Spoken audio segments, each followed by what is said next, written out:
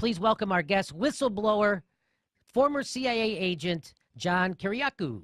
For a year, I've been hearing that Trump is committing treason because he colluded, he worked with people inside the Kremlin to get damaging information on Hillary Clinton, his political opponent. And so now all of a sudden we found out Hillary Clinton's campaign actually colluded with people inside the Kremlin to get damaging information on Donald Trump. And now they've changed the story 100%. They're going, no, it's because Hillary Clinton paid for it and Donald Trump didn't.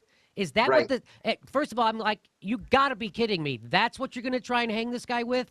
And number two, do you think that you're going to convince half the country that that's something wrong with that somehow Trump is more corrupt than the Democrats are in this situation? Yeah. Now, tell me, first of all, is my first assessment of that correct? That they've been saying one thing for a whole year, and now it comes out that they did the same thing, so they're switching the story. Is that happening? Yes, that's exactly what's happening.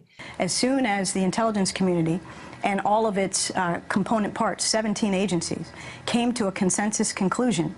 This has come from the highest levels of the Russian government, clearly from Putin himself, in an effort, as 17 of our intelligence agencies have confirmed, to influence our election. I agree. I'm shocked at the left's willingness to take the government's word for it. Hey, 17 intelligence agencies. Oh, that turned out to be a lie, too. It wasn't 17 intelligence agencies. It was 4, which was really 3. And by the way, every one of those investigators handpicked to do what they wanted them to do. As you know, the IC was a coordinated product from 3 agencies, CIA, NSA, and the FBI, not all 17 components of the intelligence community. Those 3. So that's right. So it's shocking to me to see people, even outside of the establishment media on the left, buying this hook, line, and sinker because they hate Trump so much. So let me, so now your organization, the Veterans of Veteran Intelligence Professionals for Sanity, now you issued a report that said that the DNC's server, which, by the way, I want to remind everybody, the charge was that the Russians hacked into the DNC server, but then the DNC never gave their server to the FBI or the Department of Homeland Security to confirm that. So now that's an unconfirmed charge, which I'm going to say is a lie because the DNC just got caught lying again for a whole year to the Congress of Congressional Investigators asking about the dossier. So they're proven liars. Why would you take their word for it? They didn't give their server over to the DHS or the FBI. Now, didn't your organization do some investigation that proved it couldn't have been hacked, that it had to be downloaded, those emails? Yes. You know, the WikiLeaks, Julian Assange, I saw with my own eyes, intimate on an interview that the person who did that download, he intimated that their source could have been Seth Rich. Now, my question... a lot of people say that. Donald Trump has had a disastrous few weeks. If you look at the polls, he needs a miracle. In the American political lexicon, there's such a thing as the October surprise. The stuff that you're sitting on, is an October surprise in there? Do you even know what you're sitting on? WikiLeaks never sits on material. Whistleblowers go to significant efforts to get us material, and often very significant risks. There's a 27-year-old works for the DNC who was shot in the back, murdered just 2 weeks ago for unknown reasons as he was walking down the street in Washington. So that was just a robbery, I believe, wasn't it? No, there's no finding. So what are you suggesting? What are you suggesting? I'm suggesting that our sources take risks, and they become concerned to see things occurring like that. But was he one of your sources then? I mean, we don't comment on who our sources are. But why make the suggestion about a young guy being shot in the streets of Washington? Because we have to understand how high the stakes are in the United States, and that our sources are, our sources face serious risks. That's why they come to us, so we can protect their anonymity. But it's quite something to suggest a murder. That's basically what you're doing. Well, that others have suggested that. We are investigating to understand what happened in that situation with Seth Rich. I think it is a concerning situation. There's not a conclusion yet. We wouldn't be willing to state a conclusion, but we are concerned about it. And more importantly, a variety of WikiLeaks sources are concerned when that kind of thing happens. But wait, my question to you, John, wait, my question to you on this is not if it was Seth Rich or not, but why are we not allowed to ask that question without being called a kook? So where do you think this whole investigation will end? I predicted a long time ago that they're going to do one of these whitewater investigations where they start looking at treason, and then they're going to end up getting him on, oh, he laundered money, or he got he financed a golf course with oligarch money that was from the mafia. So it's going to be something like that, which is absolutely normal corruption, just like the Clinton Foundation taking hundreds of millions of dollars from foreign governments all around the world, right? Which no one seems to have a problem with that. There are those who say that there's something inherently wrong with an American charity, especially one with ties to a Secretary of State, taking money from the Saudis and other foreign governments that don't represent our values. Is that a fair criticism? Yes, it is. It is. If you ask me about the Clinton Foundation, do I have a problem when a sitting Secretary of State and a foundation run by her husband collects many millions of dollars from foreign governments, governments which are dictatorships? You don't have a lot of civil liberties or democratic rights in Saudi Arabia. You don't have a lot of respect there for opposition points of view, for gay rights, for women's rights. Yeah, do I have a problem with that? Yeah, I do. You think it creates an appearance of conflict of interest? Yeah, I do. Can you speak about the Uranium One? Now, I've looked into this. There are so many twists and turns about the Uranium One. Now the story is, the defense of that is that the person who donated $145 million, or the people who donated $145 million to the Clintons during this time, they had nothing to do with the company. They had sold their stocks in the company. So now we're left to believe that those people who were involved in the Uranium One deal just really, really wanted to help people around the world. And that's why they gave $145 million to the Clinton Foundation. And there's absolutely no quid pro quo. What do you make to that argument?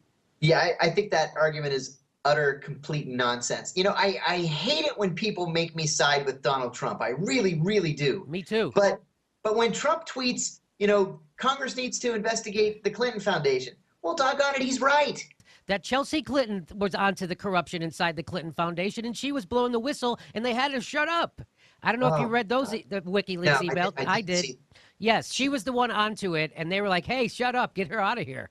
And so anyway, very interesting. What are your thoughts today on Manafort, Papadopoulos, and Gates, and anyway? So again, it's just they're going to overcharge and then get them to. But here's the problem. In order to get Trump, you have to first impeach Trump. And that's not going to, because you can't file a criminal charge against the sitting president. So you have to first impeach him. And that's not going to happen. And the Republican House of Representatives is not going to impeach. So if you try to impeach Trump on a charge of, oh, hey, he colluded with the Kremlin to get negative information on his political opponent. Also, his opponent did the same thing, except they paid for it, so he should be impeached. That's not going to fly. You know that's not going to fly, right? But that literally, I saw George Bush's ethics lawyer, that Richard Painter guy, he's made that case literally. That's what he's saying. And if he intended to receive information on Clinton from the Russians at a time when the Russians were known to be engaged in computer hacking in the United States, have been doing it for quite some time, and also to have animosity toward Hillary Clinton, then he's in a situation where he's going to the Russian agent for the purpose of receiving stolen information on Hillary Clinton.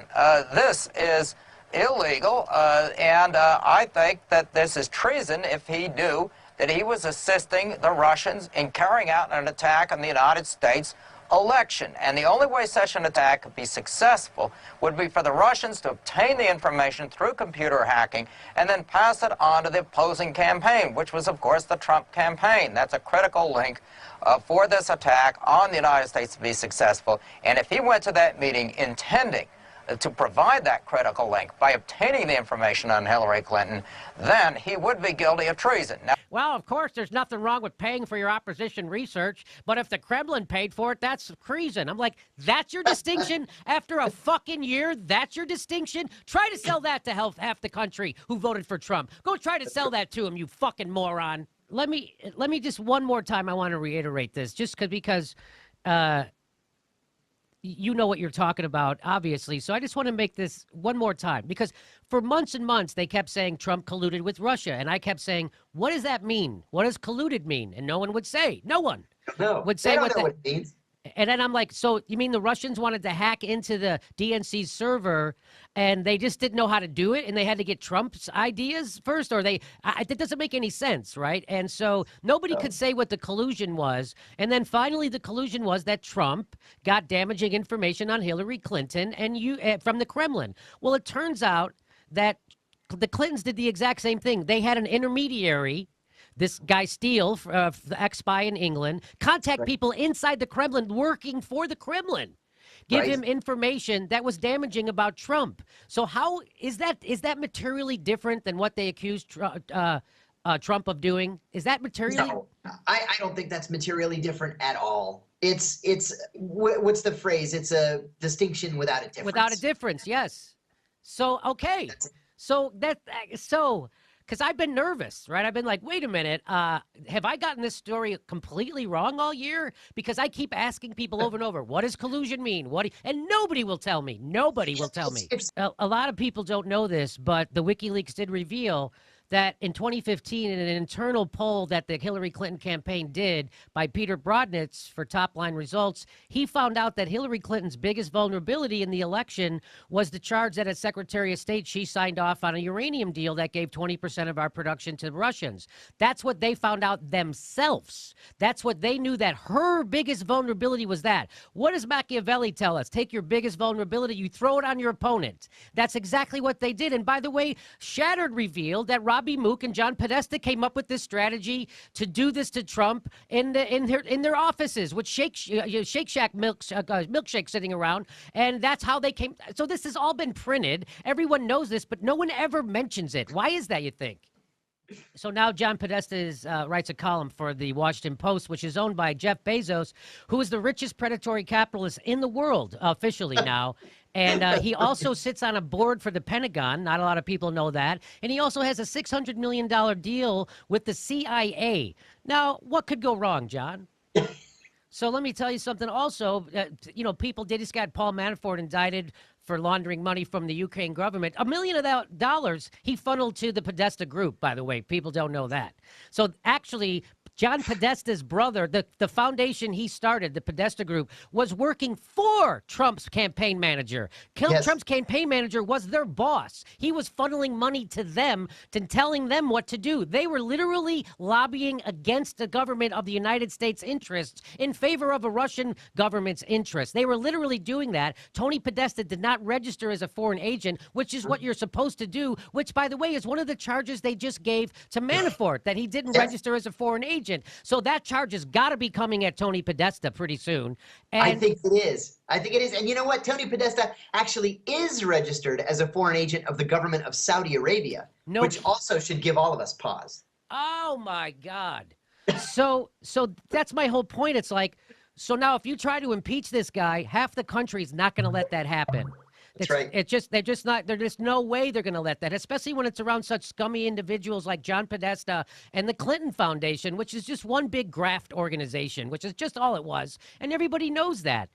I found out recently that the CIA, not only did false flag operations in the United States, but planned many more, also infiltrated the media, the news media. They had their plants working for them at the New York Times, Washington Post, Newsweek, Time Magazine, all the major networks. That was a real thing happening, and they did propaganda on our own people. They spied on the church investigation, which happened in the 70s, outed a lot of this stuff. And it was the CIA, after the John F. Kennedy assassination, which invented the term conspiracy theorists. And why did they invent that, John? To discredit people who challenge them. And that still works today. It does indeed. On this show, all I did was cover the Seth Rich story. I covered it one day, and the next day I attacked that Wheeler who was pushing the story. So one day I covered it, and I said, there's a lot of unanswered questions. It's an open murder investigation, by the way, and I'm doing a journalism show. I thought you were supposed to be able to ask questions about an open murder investigation. And then the next day I covered it, and I said, oh, that guy Wheeler was full of shit. And so that didn't pan out.